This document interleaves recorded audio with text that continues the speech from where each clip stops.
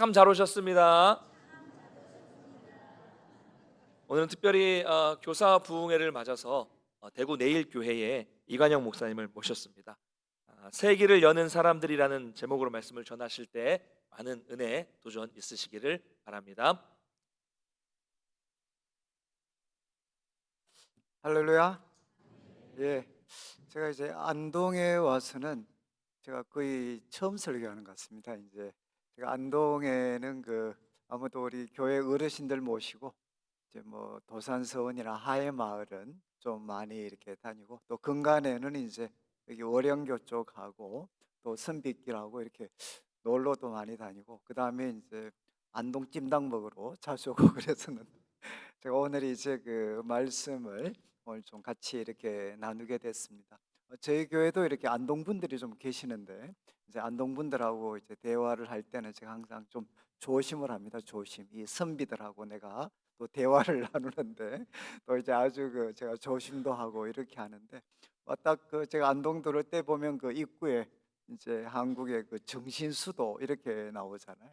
그래서 우리 이제 안동은 참 어떻게 보면 우리 아주 깊은 우리 한국에 있어서 이런 정신적인 부분이 있어가지고 뭐 태계 선생님도 그러시고 그런 중심적인 그런 역할들을 하셨는데, 어떻게 보면 이제 신앙을 가지신 분들에게는 참 그 좀 쉽지 않은 그런 곳인 것 같습니다. 왜냐하면 이 전통을 아주 이렇게 참 중요하게 생각하시는 분들이기 때문에 아마 예수님을 믿는 것들도 이렇게 좀 쉽지 않았던, 그래서 아마 여기 계시는 분들도 어떻게 보면 참 지금까지 믿음을 유지하시기까지 아마 그 여러 가지 어려움들도 많이 겪으셨을 것 같습니다. 오늘 제가 이제 그 교사 부흥에 제가 이제 부탁을 받았는데, 지금 저희 교회는 이제 한 어르신들이 이제 출석이 한 2,500명 정도 지금 이렇게 모이고 있습니다. 출석을 하고 있는데, 그런데 이제 영아부부터 시작을 해가지고 우리 고등부까지가 한 출석이 한 900명 정도 됩니다. 그러니까 이제 어른들 2,500에 우리 주일학교가 이제 900명 정도 되면 이제 오신 분들이 사실 대부분 굉장히 많이 놀라십니다. 그러니까 저희 교회는 이렇게 역사가 원래 이제 48주년이 되는데, 그래도 우리 어르신들도 이렇게 많이 있지만 이제 주일학교가 굉장히 이렇게 많은 이제 그런 이제 교회입니다. 교회인데, 그런데 이제 저희가 한 900명 가까운 우리 어린 자녀들이 있지만, 이제 그 자녀 중에 우리가 또 한번 조사를 해보면 아이들만 이제 우리 교회 주일학교를 다니는 그런 아이는 거의 없다고 봐야 됩니다. 5%, 10% 이내입니다. 10% 이내. 네, 그 말은 뭔가 하면 이제 90%가 넘는 어떤 우리 아이들이 이제 우리 교회를 다니는 이유는 이제 부모님들이 우리 교회를 다니고 있기 때문입니다. 그러니까 이제 그 말은 이제 저희 교회에 이제 30대부터 한 50대 초까지가 이제 우리 아이들 숫자의 한 1.5배 정도가 이제 된다고 생각을 하시면 되죠.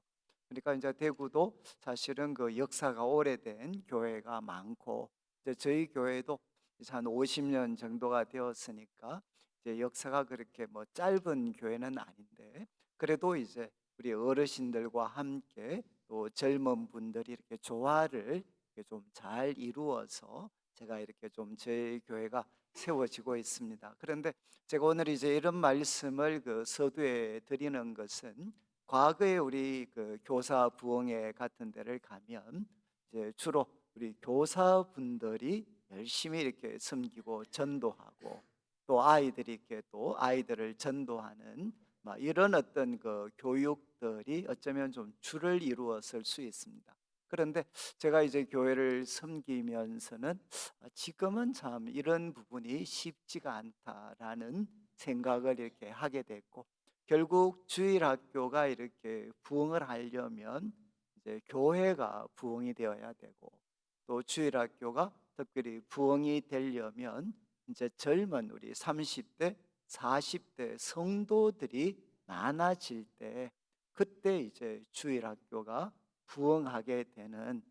근데 과거에는 이제 주일학교가 부흥을 하고 어른들이 부흥했던 경우가 있는데 지금은 이제 그 반대가 조금 더 현실적이 아닌가라고 생각을 합니다. 그리고 안동은 제가 정확하게 잘 모르겠지만 이제 대구 같은 지역도 코로나 3년을 거치면서 이제 성도님들 가운데 교회를 이동하신 분들이 생각보다 많습니다. 그러니까 이 코로나 3년을 거치면서 이제 성도들 가운데 이제 교회를 이동하신 분들이 있는데 결국 이제 어느 교회로 다 이동을 했는가? 여러분 어느 교회로 누가 제일 많이 이동을 했겠습니까? 코로나 3년 동안 성도들 가운데 교회 이동이 생기신 분들은 30대와 40대입니다. 그리고 이유가 뭔고 하면 전부 다 자녀 교육 때문입니다. 그래서 아마 우리 성도님들 가정에도 지금 우리 출산율이 지금 0.7 이하로 떨어졌잖아요. 그러면 지금 한 가정에 이제 한 명 아니면 많아야 두 명의 자녀를 두고 있는데 부모님들이 자신들이 이렇게 영적으로 은혜를 받지 못하는 것은 어른들이 견디실 수가 있습니다. 왜냐하면 본인들이 뭐 유튜브를 통해 좋은 목사님 말씀도 듣고 또 신앙의 그런 소위 저력들이 있으시기 때문에 개인적으로 깊은 또 묵상과 기도를 통해서 어쩌면 본인들은 신앙을 유지하실 수가 있는데 부모님들 입장에서 견딜 수 없는 것은 뭔가 하면 자녀들이 영적으로 성장하지 않을 때, 뭐 성장을 떠나서 자녀들이 신앙생활을 하지 않게 될 때, 이때 이제 부모님들은 사실 감당이 되지 않습니다. 왜냐하면 우리 한국 사회의 이제 부모님들은 모든 그 꿈들이 모든 희망들이 이렇게 자녀들에게 맞추어져 있고 그리고 이제 모든 뭐 예를 들면 좀 뭐죠 돈 같은 것들도 결국 어디에 다 사용을 하나 우리 아이들 양육하는데 거의 전부가 다 들어갑니다. 그런데 아이에게 정말 모든 관심과 또 마음을 집중하고 있는 부모들이 여러분 그들에게는 신앙이 생명보다 소중한 것인데 자녀들이 신앙적으로 세워지지 않을 때 부모들은 사실 견딜 수가 없죠. 그래서 코로나 3년의 기간을 거치면서 사실은 암묵적으로 성도들 가운데 교회 이동들이 우리 생각보다는 정말 많이 이루어졌습니다. 그런데 그들이 간 성도들이 결국 모인 교회는 어딘가?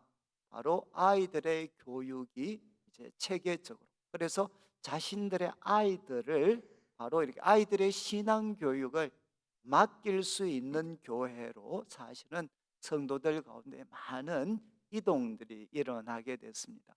제가 이렇게 말씀을 드리는 것은 저는 이제 우리 안동 우리 이제 동문교회죠. 동문교회에서 참 또 지금까지 하나님의 은혜로 많은 이제 성장이 있으셨고 또 특별히 우리 다음 세대가 참 부흥을 했으면 좋겠다라는 마음에서 이제 오늘 우리 또 교사분들이 헌신 예배를 드리는데 저는 이제 성도님들과 제가 두 번째 시간은 우리 교사분들과 관계해서 말씀을 드리겠지만 이제 첫 번째 뭐 지금 예배 시간에는 그냥 아주 그냥 한 가지만 기억하시면 좋을 것 같습니다. 우리 주일학교가 부흥하려면 교회가 부흥을 해야 되는데 특별히 30대와 40대 부흥이 있지 않으면 우리 주일학교 부흥은 불가능합니다. 불가능. 앞에서 제가 이제 장로님들과 대화를 나누면서도 제가 통계를 좀 말씀드렸는데 우리 한국 교회가 이제 2012년도입니다. 2012년도가 통계상으로 한국 교회가 제일 피크였습니다. 그때가 이제 복음화율이 우리 한국 교회가 21%가 넘었습니다. 21%. 21%가 넘었는데 그때부터 이제 10년이 지났습니다. 2022년에 이제 복음화율이 몇 프로인가? 우리 한복협이라고 한국 복음화협의회에서 조사한 통계는 15%입니다. 15%. 그리고 목회 데이터 연구소에서 발표한 자료는 16점 후반부입니다. 16% 조금 더 됩니다. 그러니까 뭐 평균 잡아서 한 16%를 잡는다면 여러분 불과 10년 사이에 7% 정도가 복음화율이 떨어졌습니다. 10년 정도 만에. 그러면 지금부터 10년이 지나서 2032년이 되면 그때 이제 지금 이 추세로만 간다 하더라도 2032년이 되면 한국 사회 복음화율은 10% 밑으로 떨어질 것이다. 이것이 모든 통계학자들이 공통적으로 이야기를 하는 겁니다. 여러분, 전국 통계가 10% 이하로 떨어진다 그러면 대구 경북의 통계는 7% 밑으로 떨어지게 되어 있습니다. 그리고 이제 20대에서 40대까지 지난 10년 동안의 그 변화가 있는데 가장 많은 숫자가 감소한 연령대가 어딘가 하면 20대입니다. 20대. 20대가 한 22% 정도였다가 9%로 떨어졌습니다. 9%.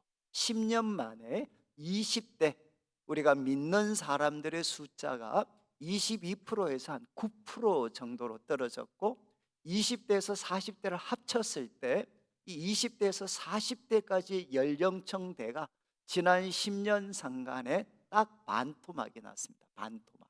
절반으로 줄었습니다. 그리고 이제 그 절반 중에서도 20대 중에 20대에서 40대 중에 그 교회에 나오는 예수님을 믿는다라고 이야기한 사람들 중에 30%가 가나안 성도입니다. 혹시 가나안 성도 들어보셨습니까? 가나안 성도. 예, 안 나가죠. 뒤집으면 안 나가잖아요. 여러분, 예수님은 믿는데 교회를 안 나가는 사람들의 숫자가 20대에서 40대까지가 무려 30%입니다. 30%. 30%가 예수님을 믿는데 교회를 나가지를 않습니다. 여러분, 이게 지금 이제 최근에 발표된 그런 자료들이죠. 자료들. 여러분, 20대에서 40대가 10년 상간에 반토막이 났으면 어디가 치명타를 받겠습니까? 그것은 바로 주일학교입니다. 여러분, 그분들이 결혼해서 바로 낳은 자녀들이 다 주일학교에 속한 아이들인데 어른들 숫자가 반토막이 나고 그 연령대가 반토막이 나고 출산율이 지금 이제는 0.7 정도로 떨어졌으면 여러분, 주일학교 숫자가 급감하는 게 그건 너무 당연한 일이죠. 그러면 이것을 바꾸려고 하면 이것을 주일학교 사역자와 그리고 주일학교 교사들에게만 여러분 이것을 우리가 짐을 지우는 것은 이것은 현실적으로 전혀 맞지 않습니다. 그러니까 결국 이제 주일학교가 부흥할 수 있는 길은 무엇이냐? 교회가 부흥하는 건데 특별히 교회 속에 30대와 40대 그룹들이 바로 교회 속에 많아지게 될 때 여러분 그 가운데에서 주일학교 부서가 이제는 뭐 세워지게 되는 거죠. 제가 이렇게 이제 말씀을 드리는 것은 저는 내일교회 제가 부목사로 왔습니다. 부목사로 95년도에 내일교회 이제 부목사로 제가 이제 와서 청년들을 섬겼습니다. 6년 정도 청년들을 섬겼고 그리고 이제 5년 동안 우리 교회에서 또 저를 유학을 보내주셔가지고 5년 동안 이제 유학을 다녀왔습니다. 다녀와서 다시 내일교회 와서 한 3년 반 정도 다시 청년들을 섬겼고 그리고 이제 2009년도에 제가 이제 담임 목사로 이렇게 세워졌습니다. 세워져서 올해가 이제 15년 차가 됩니다. 15년 차가 되는데 그런데 이제 제가 담임 목사가 이렇게 되고 나서 이제 저희들이 뭐 예를 들면 비전센터 우리가 건축을 했습니다. 뭐 아주 이렇게 큰 규모로 비전센터 이제 건축을 해서 각 층마다 각 주일학교 부서가 이제 250명을 수용할 수 있는 공간들을 각 교육 부서마다 다 이렇게 만들어 줬습니다. 만들어 줬는데 저희들이 그 건물을 만들 때 이제 우리들이 왜 이 건축을 하는가? 저희들 딱 한 가지 이유. 만약에 우리 다음 세대가 우리들을 향해 이 건물을 왜 지었느냐고 묻는다면 이것은 우리가 부족하지만 너희들에게 주는 작은 선물이다 라고 우리가 생각을 해서 우리 다음 세대에게 우리가 정말 너희들에게 마음과 생각을 두고 있다 라는 선물로 저희들이 이제 그 건물을 지었습니다. 그런데 그 건물을 지을 때 제가 첫 번째로 한 게 무엇인가 하면 그게 담임 목사, 제가 있는 목양실이라든가 당회실이라든가 교역자실이라든가 이런 것들 일체 못 들어오게 했습니다. 거기에는 오로지 아이들만을 위한 공간으로 그것을 만들었습니다. 아이들을 위해서. 그래서 정말 이제 우리 교회를 한번 와 보시면 그냥 참 이렇게 애들이 와서, 이제 지금은 체육관이 뭐 없어졌지만 체육관이 막 부서가 이렇게 주일학교 부서가 부흥을 하다 보니까 체육관을 결국은 이제 하나의 예배실로 이렇게 만들었는데, 저희들은 이제 그 공간을 이렇게 만들면서 이제 뭐 다른 것보다는 뭐 시설, 우리가 어르신, 그 제가 이 건축하고 나서 뭐 카페도 있고 체육관도 있고 제일 위에는 또 풋살장도 있습니다. 그래서 우리 권사님들이 저한테 정말 막 이렇게 좀 불평을 많이 하셨어요. 이 큰 건물 지으면서 말이지, 자기가 좋아하는 축구장 넣고, 예? 그다음에 족구장 넣고, 그다음에 위에는 풋살장 넣고 카페 넣고 하면서 기도실은 하나도 안 넣고 말이지. 그래서 기도실은 하나도 안 넣고 이제 카페와 체육관 넣었다고 얼마나 불평을 많이 하셨는지 몰라요, 저한테. 그럼 제가, 아니 권사님, 기도는 집에서 하시지 꼭 이까지 와서 하시겠습니까? 그냥 집에서 많이 하시라고. 그래서 저희들이 그 큰 건물을 우리가 애들만을 위해서 우리가 이렇게 건축을 했습니다. 그래서 사실 참 그때 우리 주일학교가 각 부서에 한 90명 정도 모일 때였거든요. 그런데 그때 우리가 250명 우리가 공간으로 했는데 지금 그 건물이 비좁습니다. 그리고 이제 저희들이, 제가 두 번째로 이렇게 말씀드리는 거는 뭔가 하면, 저희 교회는 우리 장로님들도 계실 텐데, 여러분 지금 젊은 친구들이 없는 게 아닙니다. 30대 40대, 여러분 아시겠지만 한국 교회에서 가장 청년 시절, 한국 교회 청년 운동의 전성기가 언제였는가 하면 1990년대에서 2000년대 초반이 한국 교회 청년 운동의 전성기였습니다. 그 친구들이 지금 이제 40대가 되고 30대 말에서 40대가 되고 있어요. 여러분 그 또래가 한국교회 청년 운동의 전성기를 누렸던 아이들. 그런데 그 친구들은 누구보다도 신앙에 열정이 있고 누구보다도 더 참 신앙의 훈련을 타이트하게 받았던 헌신된 애들이었습니다. 그런데 왜 그 친구들이 교회에서 찾을 수가 없겠습니까? 좀 편히 그렇긴 한데 교회에 들어올 수가 없습니다. 교회 중심에 그들이 설 수 있는 공간이 없습니다. 지금 이제 저희 교회는 재정부터 시작을 해서 모든 행정 시스템을 제가 장로님들하고 같이 하면서 하는 거는 뭐냐? 누구 눈높이에 맞추느냐? 30대 눈높이에 다 맞추어라. 재정 사용에 있어서 30대 친구들이 동의할 수 없는 사안이면 결제하지 마라. 30대, 40대가 볼 때, 야, 우리 교회 정말 재정을 지출하고 사용하는 거 보니까 우리가 젊은 우리가 볼 때도 충분히 동의할 수 있어. 저 정도는 그래도 우리가 봐줄 수 있을 것 같아. 그리고 교회가 의사결정되어져 가는 모든 구조, 이제 저희들은 다 바꿨습니다. 이제 우리들은 당회에서는 승인만 해주고 모든, 이제는 어떤 그 소위 말해서 섬기는 사역을 책임지고 있는 성도들이 이제는 다 올릴 수 있도록, 그리고 당회는 그분들이 요청하면 전체 금액만 맞춰주고 그냥 성도들이 주관할 수 있도록, 저희들은 딴 게 아닙니다. 젊은 우리가 교회의 중심 속에 들어올 수 있고, 우리가 기대하고 우리가 생각하는 것이 바로 내가 이 교회에서 함께 신앙생활하면 내가 가지고 있는 꿈과 생각들이 100%는 아니지만 5%라도 바로 이 교회 속에서는 반영되어질 수 있다. 그리고 이제 저희들 같은 경우 완벽하지는 않지만 저희들은 젊은 분들이 불평을 하면 바로 움직입니다. 젊은 분들이 이거 불편합니다 라고 이야기하면 우리는 바로 움직이도록, 그렇게 해서 우리가 젊은 친구들이 왔을 때 바로 우리 교회가 바로 앞으로 우리의 자녀, 그리고 우리가 이 교회 속에서 주인이 되고, 또 하나님이 우리에게 주신 소명들을 어른들과 함께 우리 앞선 세대 헌신을 뒷받침으로 해서 우리가 함께 더 거룩하고 영광스러운 교회를 세워갈 수 있다라는 그 가능성을 그들이 보게 될 때 젊은 친구들은 들어오게 됩니다. 그래서 저는 지금도 이제 우리 교회가 정말 이렇게 젊은 우리 아이들, 주일학교 부서가 정말 많죠. 우리 이제 아마 우리 교회 한번 와보시면 아시는데 우리 교회가 입지 조건이 극악입니다. 극악. 저희 교회는 공단 한복판에 있습니다. 그리고 온갖 유해 시설들이 다 있습니다.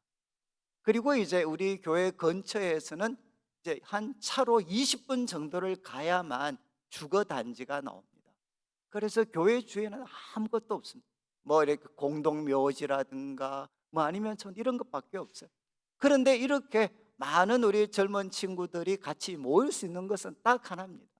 바로 여기에 내 아이들을 맡길 수 있기 때문에, 그리고 내가 여기서 신앙생활할 때 나도 교회의 중심이 될 수 있고, 그리고 우리 어른들이 세우신 아름다운 교회를 우리가 우리 시대에 더 거룩하고 영광스러운 모습으로 세워갈 수 있고, 그리고 이 교회에서 우리 교회 우리 자녀들이 자라는 것이 너무나도 기쁨이다 라는 생각을 그들이 조금이라도 하게 될 때, 여러분 그곳에 아이들이 모이게 되는 거죠. 제가 이제 오늘 뭐 조금 주제 넘는 말씀을 드렸지만, 이제 오늘 제가 살피는 이 어떤 그 안디옥 교회, 이제 안디옥 교회에 대한 말씀을 제가 좀 간략하게 드리겠는데, 여러분 사도행전을 보시면 이제 두 개의 위대한 교회가 나옵니다. 그래서 사도행전 2장에는 예루살렘 교회가 나옵니다. 예루살렘 교회, 바로 이제 초대 모교회죠. 모교회. 거기에 오순절 성령 강림을 통해서 예루살렘에 놀라운 교회가 세워졌습니다. 그런데 사도행전의 순서를 아시겠지만 예수님께서 이제 부활 성천하시면서 말씀하셨죠. 오직 성령이 너에게 임하시면 너희가 권능을 받아서 어떻게 됩니까? 첫 번째는 예루살렘, 그리고 온 유대 사마리아 땅끝까지 이르러 내 증인이 될 거다. 사도행전은 이 순서입니다. 예루살렘. 그래서 예루살렘에 놀라운 부흥이 일어났는데 거기에 또 많은 핍박과 반대가 있었습니다. 이 이야기가 2장부터 6장까지 이야기입니다. 그리고 이제 7장에 누가 등장하나? 결국 스데반이 순교를 합니다. 스데반이 순교하면서 예루살렘에서 성장했던 교회가 핍박을 통해 온 유대로 흩어지게 됩니다. 그래서 예루살렘에서 유대로 흩어지게 됩니다. 그리고 8장에 누가 등장을 하느냐? 그 흩어졌던 사람들이 사마리아로 가게 됩니다. 그래서 사마리아에서 이제는 빌립을 중심으로 해서 또 사마리아 지역에도 복음이 전파되게 됩니다. 그러면 이제 마지막 남은 곳은 어디냐? 바로 땅끝이죠. 땅끝. 어떻게 이스라엘 예루살렘에서 시작했던 이 복음의 불길이 땅끝을 향하여 갈 수 있는가? 그런데 사도행전을 보면 하나님께서 치밀하게 준비를 하십니다. 여러분 9장에 무슨 사건이 등장하느냐? 바로 청년 사울의 회심이 등장을 합니다. 청년 사울. 이것은 무엇이죠? 앞으로 세계 선교를 주도적으로 수행할 수 있는 사람을 하나님이 준비를 시키십니다. 그리고 이제 10장과 11장의 앞부분에 누가 등장을 하느냐? 여러분 베드로를 통해서 이방인이었던 고넬료 가정이 바로 복음을 받아들이게 됩니다. 여러분 잘 아시겠지만 하나님께서 이 고넬료, 하나님 앞에 간절하게 기도하는 또 하나님을 섬기는 이방인 고넬료에게 하나님께서 꿈으로 말씀을 하시죠. 야, 빨리 베드로를 불러라. 베드로. 그리고 또 베드로가 기도하는 가운데 꿈을 꾸고 그 가운데 하나님께서 이제 환상을 보여주시죠. 속된 것들을 보여주시는데 그것들을 베드로 보고 먹으라고 할 때 하나님 저기 못 먹습니다. 그때 하나님으로부터 음성을 듣습니다. 내가 거룩하게 한 것을 너가 속되게 하지 마라. 그러면서 하나님께서 이제 말씀을 통해 베드로를 교훈하고 있을 때 고넬료가 보낸 사람이 왔고, 그리고 성령께서 이제는 야 따라가라, 같이 가라. 그리고 고넬료, 이방인이었던 고넬료 가정에 베드로가 가서 말씀을 전합니다. 그때 어떤 일이 일어났느냐? 나중에 11장에 회상할 때 보면 이런 이야기를 합니다. 야, 내가 설교할 때 오순절에 처음 성령이 임한 것처럼 고넬료 가정에 성령께서 임하시게 됩니다. 그래서 그들이 방언을 하게 되고 놀라운 영적인 체험들을 하게 됩니다. 여러분 이 일을 통해서 하나님은 누구를 준비시키셨느냐?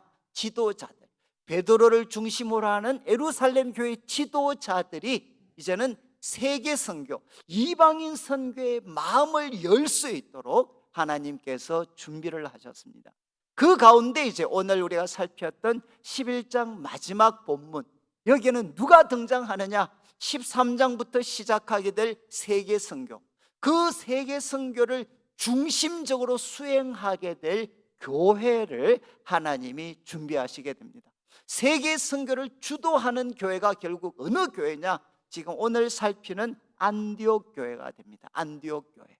그런데 그 안디옥 교회가 오늘 본문 말씀에는 어떻게 세워졌고, 그리고 어떻게 그 교회가 세계를 섬기는, 또 새로운 길을 여는, 복음의 새로운 길을 여는 교회가 되었는가 하는 것이 오늘 본문의 한 4가지 정도로 선명하게 나타납니다. 저는 이제 이 말씀을 우리가 좀 깊이 살피셔서, 저는 오늘날 우리 이제 주일학교는 마치 과거 예루살렘 사도행전 당시에 이방인 선교 새로운 일을 시작하셨던 것처럼, 이제는 주일학교는 여러분 선교의 새로운 길을 여는 것과 같습니다. 그래서 저는 이제 우리 동문교회 많은 우리 교사 선생님들과 성도님들이 함께 정말 이 안디옥 교회의 모습을 우리가 같이 한번 살피고 우리에게 적용을 해서 여러분 다음 세대의 복음화로 대표될 수 있는 새로운 길을 열어가시는 그런 귀한 성도들이 되시면 좋겠습니다. 이제 19절 말씀을 보시면 안디옥 교회가 어떻게 세워지게 되었는가, 19절을 보시면 그때 스데반의 일로 일어난 환란, 여러분 이제 6장 7장에 등장했던 스데반의 핍박이, 순교와 핍박, 그 순교와 핍박 때문에 성도들이 다 흩어지게 됐습니다. 그래서 어떤 분들은 유대의 지역으로, 어떤 사람은 사마리아로, 그런데 그들 중에는 어디까지 갔느냐? 베니게, 구브로, 안디옥까지 이르렀다. 이렇게 이제 성경은 기록을 합니다. 여러분 여기에 구브로는 이제 소위 요즘은 키프로스라는 큰 섬입니다. 그리고 구레네는 이제 알제리 지역입니다. 알제리 지역. 그런데 이제 사람들이 안디옥까지 이르렀다. 여러분 당시 안디옥은 로마가 통치하고 있는 그 영역에서 3번째로 큰 도시입니다. 첫 번째 큰 도시가 로마였고, 2번째 큰 도시가 알렉산드리아였어요. 그리고 3번째 큰 도시가 안디옥이었습니다. 그 당시 인구가 약 한 50만이 육박하는 말 그대로 대도시였습니다. 대도시. 그리고 여기에는 유대인들의 공동체가 있었습니다. 여러분 이제 이 안디옥까지 여러분 핍박을 받고 흩어진 성도들이 그곳까지 이르렀다는 겁니다. 그런데 19절 마지막에 보시면 그 흩어져서 안디옥까지 갔던 사람들이 누구한테 말씀을 전했느냐? 여러분 유대인들에게 말씀을 전했습니다. 유대인들에게. 그런데 20절을 한번 보시죠. 사람들이 다 유대인들에게만 복음을 전했는데 20절에 그 중에 구브로와 구레네 몇 사람이 안디옥에 이르렀는데, 이 사람들은 헬라인에게도 주 예수를 전파했다라고 기록을 합니다. 여러분 여기에 구레네, 구브로와 구레네 몇 사람, 이게 무슨 말이에요? 지금 분명히 유대인들이잖아요. 흩어진 사람들은 유대인들입니다. 그런데 그 사람들은 구브로와 구레네 몇 사람, 이거는 뭔가 하면 당시 이스라엘 사람들은 여러분 이스라엘 안의 유대인들보다도 지금 이제 바벨론 멸망 이후에, 바벨론에게 멸망한 이후에 약 한 500년의 세월을 거치면서 소위 디아스포라입니다. 세계 각지에 흩어져 있는 유대인들의 숫자가 거의 같을 정도로, 지금 구브로와 구레네 몇 사람은 뭔가, 우리가 한국 같으면 여러분 한국인인데 바로 제가 있었던 캐나다에서 자라고 성장했는 아이들입니다. 그것처럼 이 사람들은 유대인인데 구브로와 구레네 지역에서 성장하고 자랐던 사람들, 그러다가 예루살렘에 와서 여러분 놀라운 성령의 역사를 통해서 예수 그리스도를 믿게 된 사람들이 누구한테 이제 복음을 전하게 되었는가? 헬라인에게 복음을 전했다는 거예요. 헬라인에게 주 예수를 전파했다. 여러분 결국 이 어떤 소위 안디옥 교회 이 개척 멤버들, 안디옥 교회를 시작한 사람들은 누구냐? 핍박을 견뎌내었던 사람. 그 다음에 그들 중에 소위 고정관념을 뛰어넘는 사람들은 다 유대인에게만 복음을 전했는데, 이 사람들은 여러분 자라기를 구브로와 아니면 또 구레네 지역에서 자랐기 때문에 여러분 이방인들과 항상 섞여서 자랐던 아이들입니다. 바로 이 사람들이 헬라인에게도 말씀을 전했다는 겁니다. 그때 이제 21절을 보시면 여러분 이렇게 말씀을 전했을 때 주의 손이 그들과 함께 하셨다. 주의 손이 그들과 함께 하셨다. 여러분 하나님께서 이방인 선교를 원하시지 않으셨다면 그들이 주 예수를 이방인들에게 전할 때, 헬라인에게 전할 때 아무런 역사가 나타나지 않아야 되는데 주의 손이 그들과 함께 하셔서 수많은 사람들이 믿고 주님께 돌아왔다. 이 말은 무엇이겠습니까? 바로 주님께서 이 일을 너무너무 기뻐하셨다는 겁니다. 여러분 이제 안디옥 교회 바로 시작한 사람들, 안디옥 교회를 시작한 사람들은 누구였는가? 여러분 바로 이들은 핍박을 견뎌냈을 뿐만 아니라 고정관념을 뛰어넘는 파격적인 사람들, 바로 이 사람들이 안디옥 교회를 시작했던 사람들이었다는 거죠. 제가 이런 말씀을 드리는 것은 아마 이제 미국에 우리 이제 우리 20세기 마지막 부분 한 1990년, 1980년대 이후에 미국 교회도 큰 위기가 왔었는데 그때 그 위기를 극복했던 이제 여러 어떤 교회 지도자들이 있습니다. 그런데 그 중에 한 사람이 이제 빌 하이벨이라는 사람이 있습니다. 빌 하이벨. 그러니까 이제 그 시카고에 가면 윌로우 크릭 커뮤니티 처치라는 이 윌로우 크릭 교회를 개척하고 세웠던 이 빌 하이벨이라는 사람이 있습니다. 여러분 이제 이분도 이제는 뭐 연세가 많아지셨죠. 그런데 이 빌 하이벨 같은 사람은 정말 파격적인 인물이었어요. 왜냐하면 이 사람은 아버지가 어마어마하게 부자입니다. 그리고 집에 뭐 경비행기가 있고 그리고 취미가 요트 정도 되고 그리고 아버지가 정말 고등학교 졸업할 때 아이 세계 일주 여행을 시켜줍니다. 세계 일주 여행.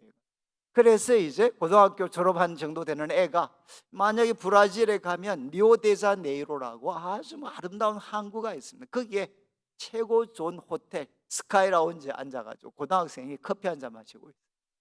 이런 호사를 누리는 애가 누가 있겠습니까? 그런데 그때 이제 앞에서 그 어떤 그 소위 스카이라운지 커피를 마시는데 가까운 곳에 어르신, 나이가 지긋한 어르신 두 분이 대화를 나눴어요. 부부인데 이렇게 이야기했어요. 여보, 우리가 정말 젊은 날 고생했는 보람이 있어. 왜냐하면 정말 나이가 이렇게 들어서 이제 한 60 정도 됐겠죠. 이제 은퇴하고 지긋한 나이가 되었을 때 이 아름다운 항구에서 그리고 스카이라운지에서 우리가 커피를 한 잔 마실 수 있게 되는, 야, 우리 정말 젊었을 때 고생했는 보람이 있어. 이렇게 이야기를 했어요. 그러면 좀 충분히 이해가 되시죠? 그런데 그때 그 말을 듣고 이제 이 비라이벨스가 갑자기 분노를 하게 돼요. 분노. 왜 분노하게 되느냐? 지금 내가 열심히 살아서 저분들 나이가 되었을 때 내 인생의 보람이 여러분 이 값비싼 이 아름다운 항구 비싼 호텔 스카이라운지에서 커피 한 잔 마시는 게 내 인생의 보상이라면 나는 그런 삶은 살고 싶지 않다. 나는 영원한 것을 위해서 내 삶을 드리고 싶다. 그래서 이 사람이 이제 예수님, 영원하신 예수 그리스도께 자신의 삶을 드리게 됩니다. 그래서 이 부잣집 아들이 이제는 어디로 가느냐? 자기 친구 중에 여러분 청소년 사역을 하는 친구가 있었습니다. 그 친구한테 가서 청소년 사역을 도와줬어요. 그런데 여러분 이 친구가 이제 비라이벨스가 신학을 하면서 여러분 청소년들을 섬겼는데 한 번 이제 우리도 그렇잖아요. 우리 애들 보고 야 우리 전도주일 한번 하자. 전도주일 한번 하자. 그러니까 아이들이 뭐라고 이야기하느냐? 우리로 말하면 전도사님 우리 친구들 여기 안 옵니다. 교회 안 옵니다. 왜냐하면 왜 그래 안 와? 그러면 그때는 1970년대 80년대 정도 됐으니까 아니 우리 아이들은 TV에 다 이 영상에 여기에 다 이렇게 익숙해져 있는데 교회에 오면 볼거리들이 하나도 없다는 거예요. 그러니까 야 그래 그 말이 된다. 그럼 어떻게 하면 좋겠어? 그러니까 자기들이 이 영상 같은 것들을 잘 할 수 있다. 볼거리를 만들 수 있다. 그러니까 야 그럼 네가 한번 준비해봐. 그리고 또 선생님 우리 전도사님 우리 애들 이런데 오지 않습니다. 이 칙칙한 지하실 분위기에 요즘 같은 아이들이 누가 오겠습니까? 그러니까 아, 그래. 그럼 어떻게 하지? 그러니까 목사님, 이런 데코는 자기들이 잘 할 수 있다. 아이들의 눈높이에 맞게 자기들이 이것을 잘 한번 꾸며 보겠대. 그리고 또 오면 우리 예배를 드는데 볼 것이 없습니다. 그럼 어떻게 하면 좋겠냐? 자기들이 연극을 준비하겠다.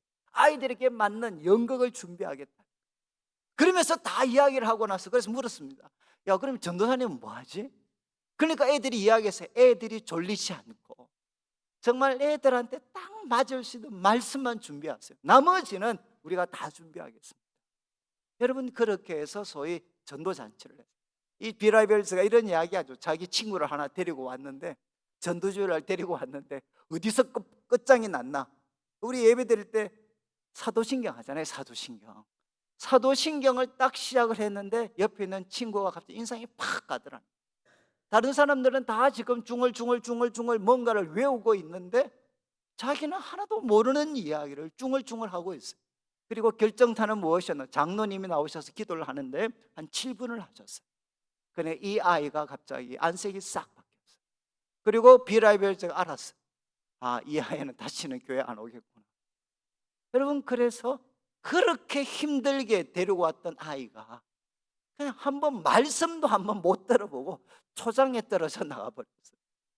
그래서 이제 이 친구들이 이것들에 대해서 아까 아이들이 제안했던 걸 받아들여서 전도잔치를 준비를 했어요. 그래서 전도잔치를 했는데 속된 말로 대박이 터졌어요. 거기에 중고등부 애들이 막 몰려오기 시작을 했어요. 어느 정도 몰려왔느냐? 우리로 말하면 어른들 숫자보다 더 많은 중고등부 학생들이 몰려왔어요. 정말 이거는 뭐 미국에서도 엄청난 역사였죠. 그럼 그 후에 어떻게 됐겠습니까? 중고등부 숫자가 어른들 숫자보다 더 많았다니까요. 그러면 그 다음 어떤 일이 생길까요? 우리 어르신들 아시죠? 바로 이 비라벨즈가 교회에서 쫓겨납니다. 왜? 어른들 숫자보다 중고등부 애들이 더 많아지면 전도사님은 나가야 돼. 이는 한국이나 미국이나 비슷해. 쫓겨납니다. 그래서 비라벨즈가 이 중등부 아이들한테 경험하고 느낀 것을 어른 사회에 적용을 해서 극장을 빌려서 처음 교회를 세운 교회가 바로 이 윌로우 크릭 교회입니다. 그리고 20세기 말에 아마 미국에 있어서 가장 혁신적인 그런 교회, 물론 비판도 많습니다. 구도자 예배라든가 부터 시작을 해서 여러분 그 시대에 맞는 사람들에게 맞는 그런 혁신적인 예배와 어떤 노력을 했던 교회가 바로 빌 하이벨즈가 섬기는 윌로우 크릭 교회였어요. 여러분, 이분은 결국 어떤 사람이었느냐? 그런 고정관념을 깨트리는 파격적인 인물이었습니다. 여러분, 저는 이제 지금도 제가 물론 어떤 속도라든가 이런 것들이 조절이 잘 필요하지만 여러분, 결국 안디옥 교회 DNA는 무엇이었느냐?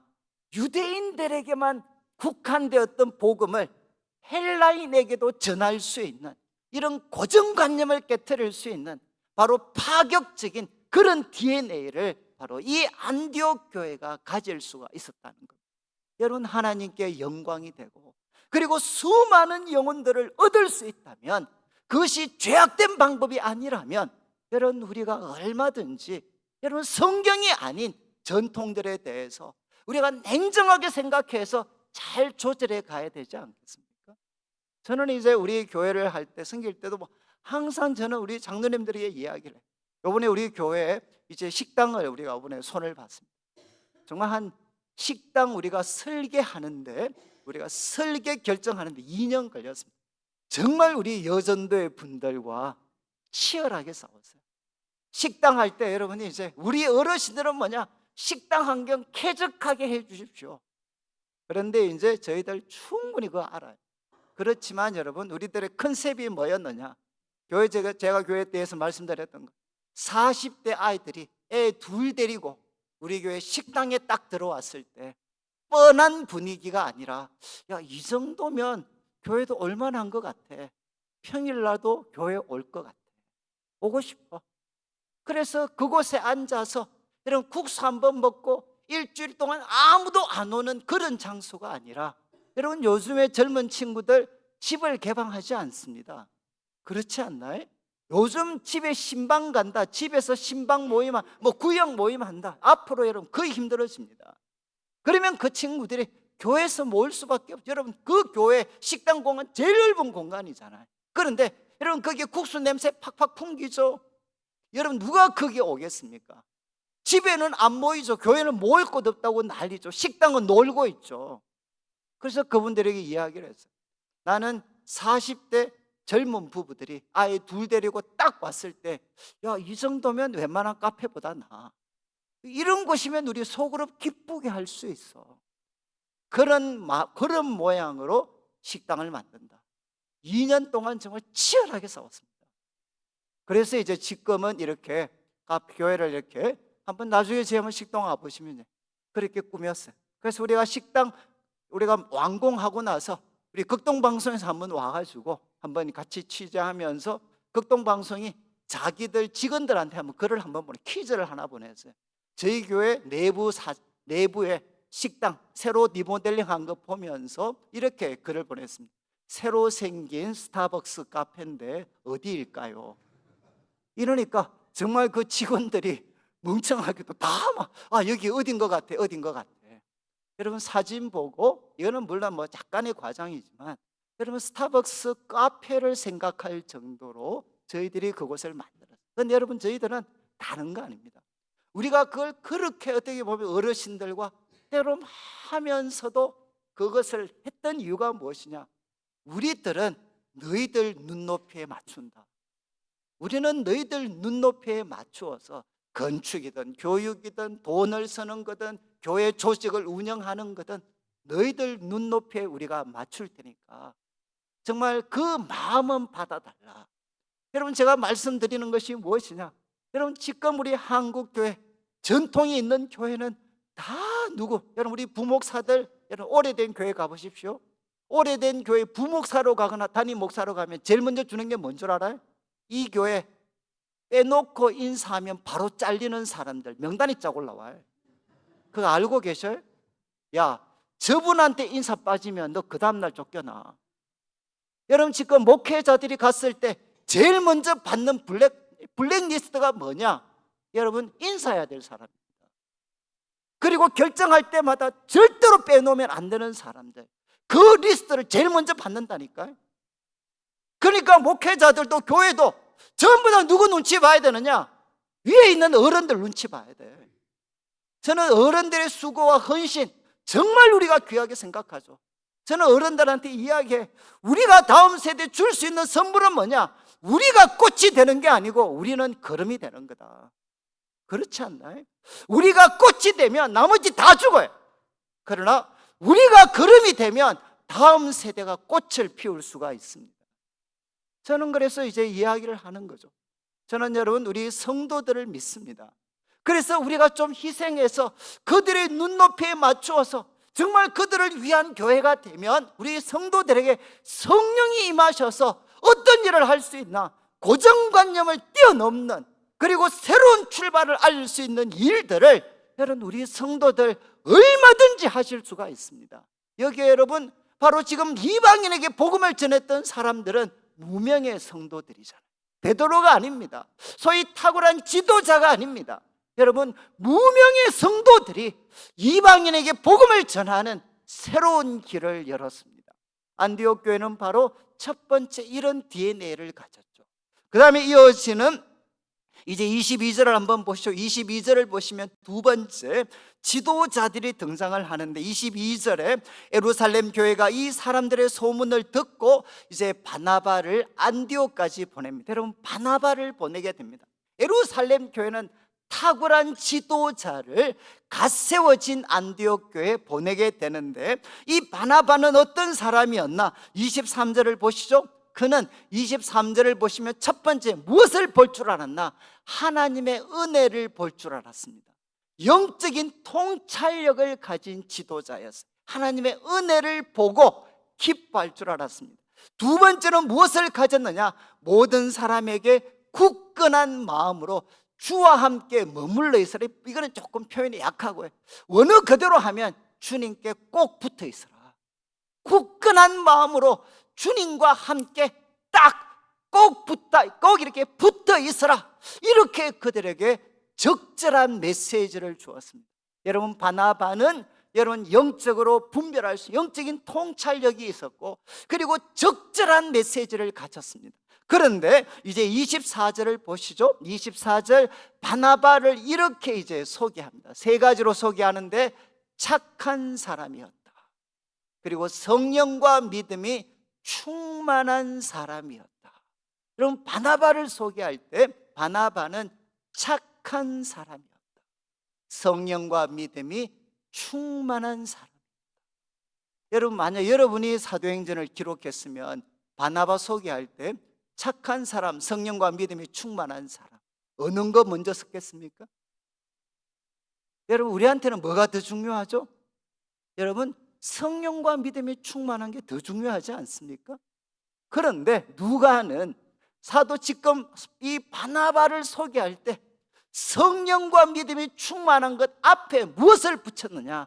착한 사람이었다, 착한 사람. 여러분, 바나바는 영적인 통찰력을 가지고 적절한 메시지를 가졌고 성령과 믿음이 충만한 사람이었지만, 그 중심에 그는 누구였느냐? 착한 사람입니다. 여러분, 성경에 착하다는 것은 무엇이냐? 하나님 뜻에 부합되어 살아가는 사람입니다. 그냥 성품이 좋은 게 아닙니다.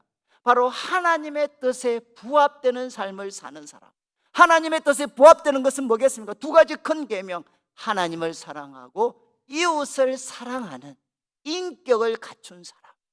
자기 자신을 사랑하는 사람이 아니라 하나님을 사랑하고 이웃을 내 몸과 같이 사랑하는 것이 그의 삶과 인격이 된 사람을 성경은 착한 사람이라고 이야기해요. 여러분, 제가 참 우리 한국교회 어려움이 무엇인가? 여러분, 영적인 통찰력 중요합니다. 그리고 또 여러분, 참 이렇게 적절한 메시지 중요합니다. 성령과 믿음이 충만합니다.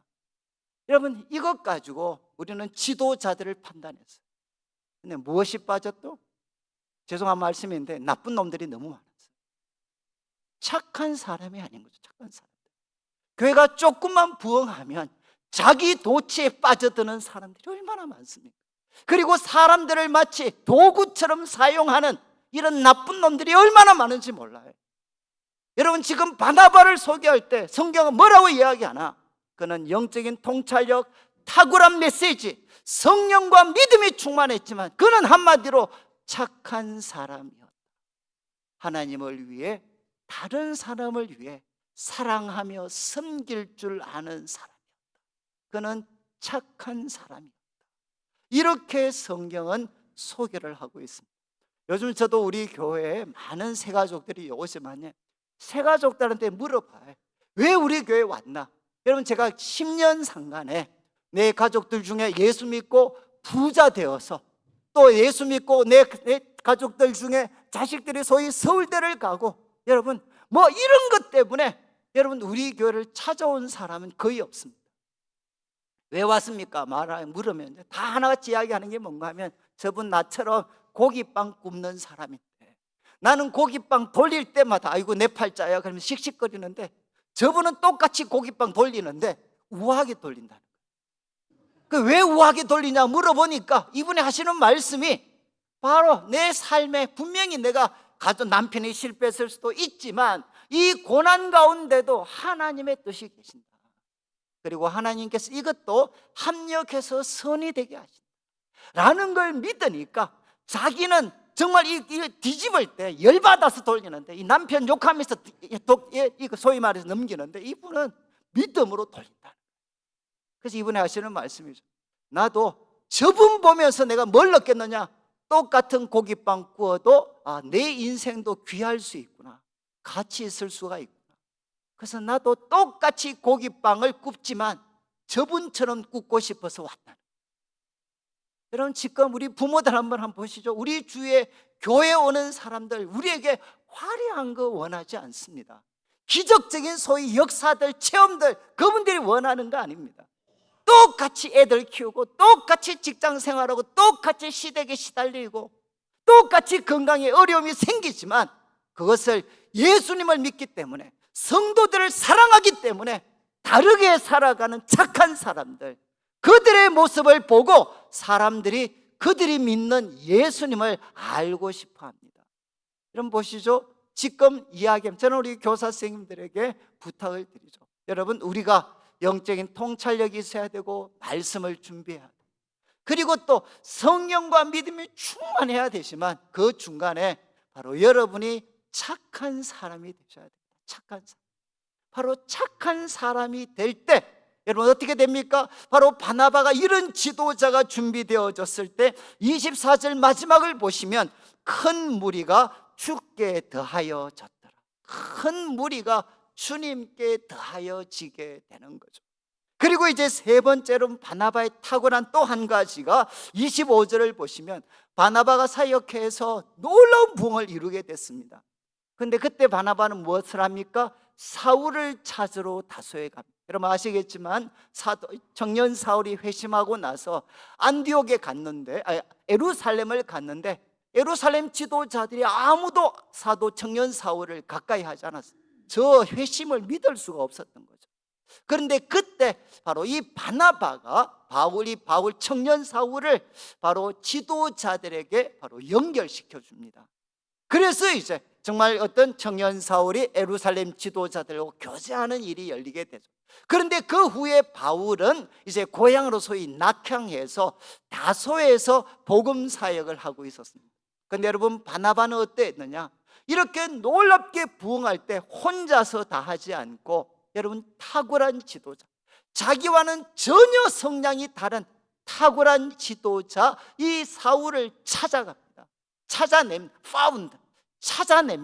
찾아내서 어떻게 하느냐? 바로 와서 두 사람이 같이 그 큰 무리를 가르쳤을 때 어떤 일이 일어납니까? 바로 안디옥 교회 성도들이 비로소 그리스도인이다라고 불려지게 됩니다. 저 사람들은 누구냐? 그리스도에게 속한 사람들이다. 저 사람들은 그리스도를 따르는 사람들이다 라고 첫 번째 불려진 사람들로 이 안디옥 교회 성도들이 세워지게 되었다는 거예요. 여러분 안디옥 교회는 어떤 교회입니까? 새로운 지도자를 세우는 것. 여러분 새로운 지도자들을 세우는 것을 주저하지 않았던 교회입니다. 여러분 참 우리 한국 교회에 가보면 우리 교회가 언젠가부터 교회가 너무 속이 좁아졌어요. 그래서 조금 더 나보다 더 탁월해 보이고 나보다 나은 점이 있어 보이는 사람들은 견제하고 그 사람들이 설 수 있는 자리를 주지 않는 이런 모습으로 교회가 자꾸만 이제 자리매김을 하는 거예요. 그러니까 여러분이 이제 다 능력 있고 실력 있는 분들이 새로운 공동체를 가면 첫 번째 요구받는 게 뭐냐? 튀지 않는 겁니다. 튀면 기존 사람들한테 박살납니다. 과거 저희 교회도 여러분 소위 여자분들 중에 이 공주가에 속하시는 분들은 우리 교회에서 견디지를 못했어요. 정말 우리 어르신들이 그 공주들 박살내거든요. 다 나가요 다. 근데 제가 이제 유학 갔다 와서 조금 보니까 몇 명의 공주들이 살아남아 있더라고요. 근데 이분들이 살아남아서 이제 지금은 공주가 상당한 세를 형성하고 있어가지고 50대 50입니다. 그래서 제가 이제 말씀드린 게 뭔가 하면 여러분 교회 속에 참 이 바나바가 탁월한 게 무엇이죠? 어떻게 보면 이제는 자기보다 더 빛나게 되잖아요 사울. 근데 그 사람을 찾아가고 발굴해서 기꺼이 동력하는 교회였어요. 여러분 교회는 새로운 사람, 새로운 지도자를 세워서 함께 동력하는 교회가 될 때 그때 교회는 부흥하고 성장하게 됩니다. 여러분 주일학교도 똑같죠. 내 방식이 아니라 나와는 전혀 다른 방식으로 아이들을 대하고 섬길 수 있는 사람들이 있어야 되죠. 여러분 그들이 바로 여러분 바나바는 정말 인격적인 분이시잖아요. 정말 착한 사람. 바울은 어떤 사람이었느냐? 완전주의자입니다. 완전주의자. 조금의 실수도 어쩌면 허용하지 않을 수 있는 나중에 마가 때문에 논쟁이 붙어서 결국 갈라지잖아요. 그만큼 여러분 바울은 바나바가 볼 때 자기 스타일이 아닙니다. 그런데도 어떻게 했느냐? 바울을 찾아내 가지고 발굴해서 지도자로 세우고 함께 동력했을 때 여러분 바로 이 안디옥 교회가 그리스도인이라고 평가받는 첫 번째 교회가 되게 됩니다. 저는 참 우리 여러분 결국 이제 우리 동문교회도 부흥한다는 사인이 무엇이겠습니까? 여러분 우리가 우리와 익숙하지 않는 새로운 사람들이 교회에 들어올 때, 여러분 그게 바로 교회가 부흥하는 거 아닐까요? 여러분 교회가 무엇을 준비해야 되나? 오랜 시간 우리와 같이 있었던 사람들만 모일 수 있는 교회가 아니라, 여러분 전혀 정말 처음 안동을 찾아왔을 수도 있고, 여러분 처음 우리와 낯선 배경 환경을 가졌지만 예수님을 뜨겁게 사랑하는 한 가지 이유 때문에 여러분 그들과 하나 되고 그들과 동역할 수 있는 교회를 만들 때 어떻게 되느냐? 여러분 교회는 그리스도인이라 평가를 받고 부흥하게 되는 거죠. 여러분 이제 마지막, 여러분 이제 27절부터 보시면 마지막 안디옥 교회의 모습은, 그때 선지자들이 예루살렘에서 안디옥에 이렇게 이르게 됩니다. 안디옥에 이르고 그 중에 아가보라는 사람이 천하의 큰 흉년, 성령을 통해서 말씀하죠. 천하의 큰 흉년이 있을 거다, 이렇게 예언했을 때 안디옥 교회가 어떤 반응을 보입니까? 바로 힘을 다해 헌금을 모아서 이렇게 큰 기근이 올 때 고통을 당할 사람들 중에 모교의 어떤 예루살렘 교회가 있습니다. 그들을 위해 모금을 하고 그것을 그들에게 전달하는 일을 합니다. 안디옥 교회는 어떤 교회입니까? 성령의 음성에 기꺼이 순종하는 교회입니다. 그리고 이 모습이 13장 1절을 한번 보시면 13장 1절에 여러분 또 안디옥 교회가 자라고 있는 가운데 지도자들이 모여서 금식을 하고 있습니다.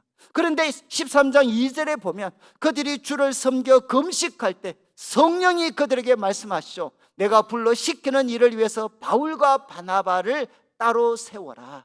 그리고 그들은 기꺼이 순종하고 그 다음 어떤 일이 펼쳐집니까? 제1차 전도 여행이 시작이 되게 됩니다. 여러분 안디옥 교회가 바로 세계 선교를 시작하는, 세기를 여는 교회가 될 수 있었던 이유는 무엇이냐? 그 교회는 성령의 음성에 기꺼이 순종하는, 그것이 물질적으로 손실을 가져올 수 있고 가장 아끼고 가장 귀한 지도자들이 여러분 그 교회를 떠나는 일이 있다 할지라도 그들은 성령의 그 음성에 기꺼이 순종하는 교회가 되었을 때, 여러분 안디옥 교회는 세계 선교라는 세계를 여는 교회가 되게 되는 거죠. 저는 여러분 바로 우리 교회, 여러분 우리 교회도 결국 누구의 말에 순종하는 교회가 될 때 교회가 부흥할 수 있겠습니까? 저는 참 저는 이제 청년들, 저는 소위 86세대입니다. 86세대. 그리고 저도 참 이렇게 대학 시절에 나름 이런 어떤 이데올로기 때문에 치열한 시간들을 오랫동안 보내왔고, 저는 오랫동안 청년들을 이렇게 섬기면서 제가 이제 뼈저리게 느꼈던 것은 뭔가, 제가 담임 목사로서 내가 모든 것을 다 아는 것은 아니다, 내가 모든 것을 다 아는 것은 아니다 라는 것을 저는 깊이 깨달았습니다. 그리고 내가 할 수 있는 최선은 모든 분야에 하나님의 뜻을 전달하는 게 아니라 우리 성도들이 바로 머리 대신 예수님께 붙어 있도록, 그리고 예수님께 순종할 수 있는 사람들이 될 수 있도록 하고, 그래서 그분들이 주님을 사랑하는 마음으로, 교회를 사랑하는 마음으로 하나님 나라를 위해서 이야기하는 것들 내가 잘 듣고 분별할 수 있는 그런 목회자가 되겠다. 저는 그래서 지금도 이제 우리 장로님들이 저한테 5년 동안 물었던 게, 목사님 생각이 뭡니까? 라고 항상 물으셨어요. 근데 저는 내 생각이 뭔지는 모르겠어요. 저 아무 생각이 없습니다. 그럼 어떻게 목회하시려고? 아니 성도들이 다 알아서 하시는데. 근데 여러분 제가 이제 하는 게 저는 목사 저의 생각보다 저는 더 나은 것을 선택하지, 목사의 생각 그리고 가장 힘 있는 장로님들의 생각을 저는 선택하지 않으려고 노력합니다.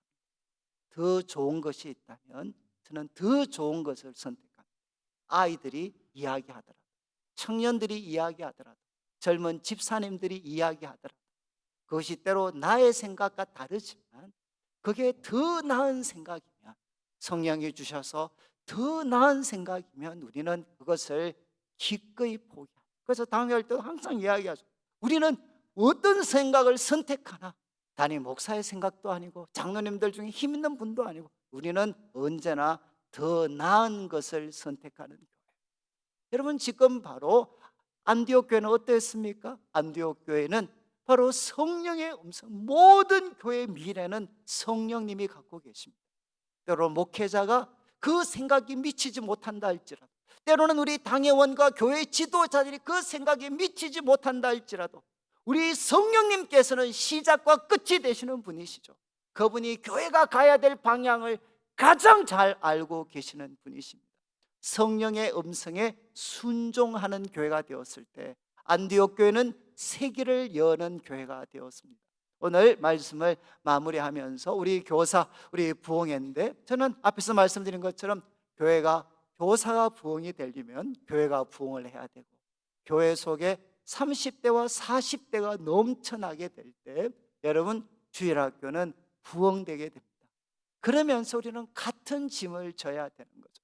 저는 안디옥 교회 4가지 모습, 저는 주님을 사랑하기 때문에 우리 교회가 고정관념을 뛰어넘고 기꺼이 파격을 선택할 수 있는 그런 우리 교회가 되고, 그리고 두 번째, 여러분에게는 정말 좋은 지도자, 여러분 영적인 통찰력, 적절한 말씀, 성령과 믿음이 충만하지만 그 영적인 힘과 함께 중심에 착한 사람, 좋은 사람, 그들의 인격이 하나님과 이웃을 섬기는 데 맞추어져 있는 좋은 사람, 능력 있지만 좋은 지도자들이 우리 교회와 성도들을, 또 다음 세대를 섬기고, 세 번째는 여러분 새로운 지도자, 정말 나와는 다르고 그리고 그들과 같이 동력할 때 때로는 힘든 것이 있지만 여러분 기꺼이 새로운 지도자를 발굴해서 함께 동력을 하고, 그리고 성령의 음성에 항상 깨어 순종하여서 전 우리 안동 또 우리 동문교회가 다시 한번 이 시대 새로운 길을 여는, 특별히 다음 세대 새로운 길을 여는 교회로 세워지게 되시기를 주님의 이름으로 축원합니다. 같이 한번 기도드리겠습니다. 하나님 아버지 감사합니다. 하나님께서 우리 동문교회를 사랑하셔서 지금까지도 이렇게 부흥하고 성장할 수 있도록 해주셨는데, 안디옥 교회의 모습이 우리 동문교회의 모습이 되어서 다음 시대, 다음 세대 구원의 새로운 길을 여는 교회로 주님께서 세워 주시옵소서. 감사를 드리며 예수님의 이름으로 기도드립니다. 아멘.